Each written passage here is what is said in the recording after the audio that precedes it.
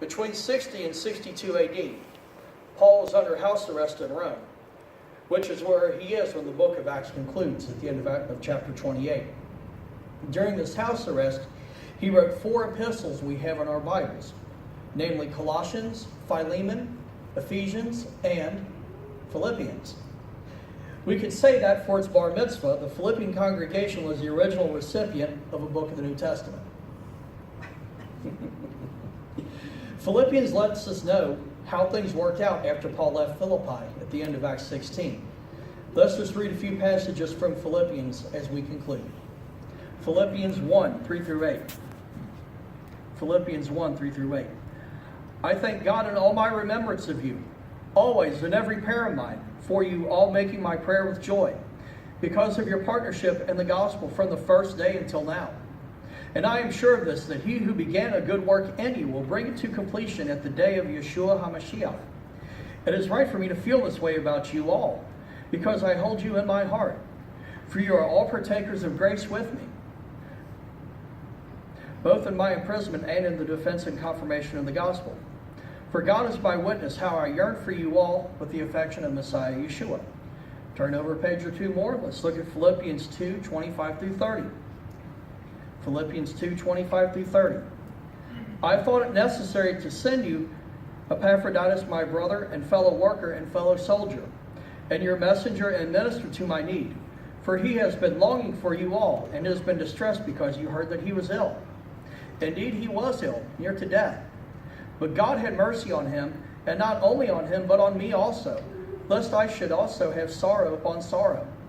I am the more eager to send him, therefore, that you may rejoice at seeing him again, and that I may be less anxious. So receive him and joy in the Lord with all joy, for he nearly died for the work of Messiah, risking his life to complete what is lacking in your service to me.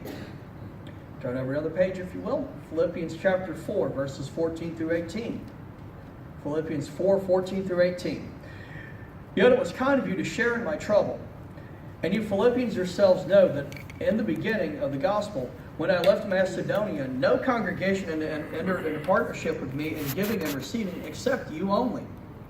Even at Thessalonica, you sent help for my needs, and once again, not that I seek the gift, but I seek the fruit that increases to your credit.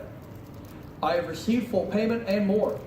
I am well supplied, having received from Epaphroditus the gifts he sent, a fragrant offering, a sacrifice acceptable and pleasing to God. So we see here just what happened after Paul embraced the unexpected and went to evangelize Philippi. The result was a congregation of loving, generous people, functioning in overall, though not perfect, harmony. This congregation we see here had been generous in support of Paul's work since the congregation was founded. And the congregation had even sent one of its beloved leaders to Rome to bring him a gift while Paul was under house arrest and minister to his needs.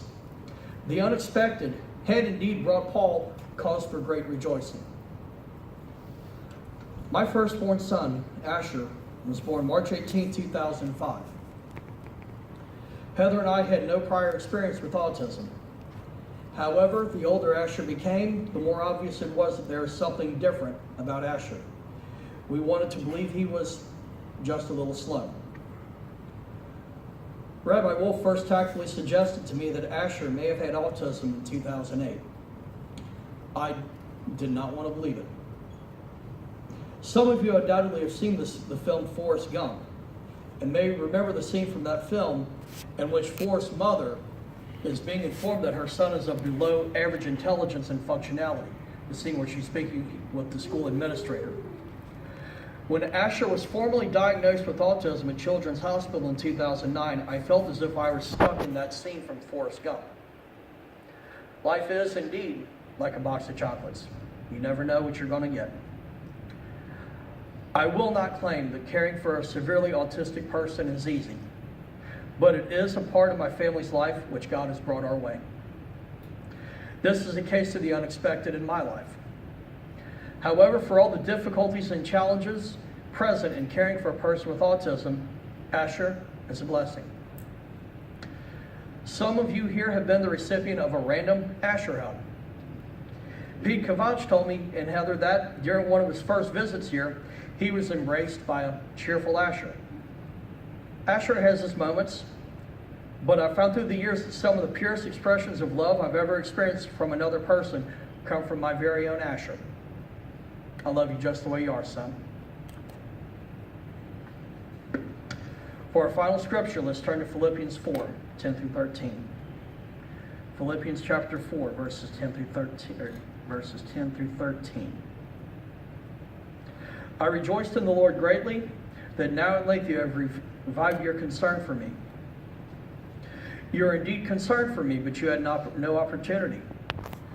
Not that I am speaking of being in need, for I have learned in whatever situation I am to be content. I know how to be brought low, and I know how to abound. In any and every circumstance, I have learned the secret of facing plenty and hunger, abundance and need. I can do all things through him who strengthens me. This is what spiritual maturity looks like. This is what genuine biblical faith looks like. Brothers and sisters, by the grace of God, let us trust the Lord enough to accept and embrace the joys of the unexpected.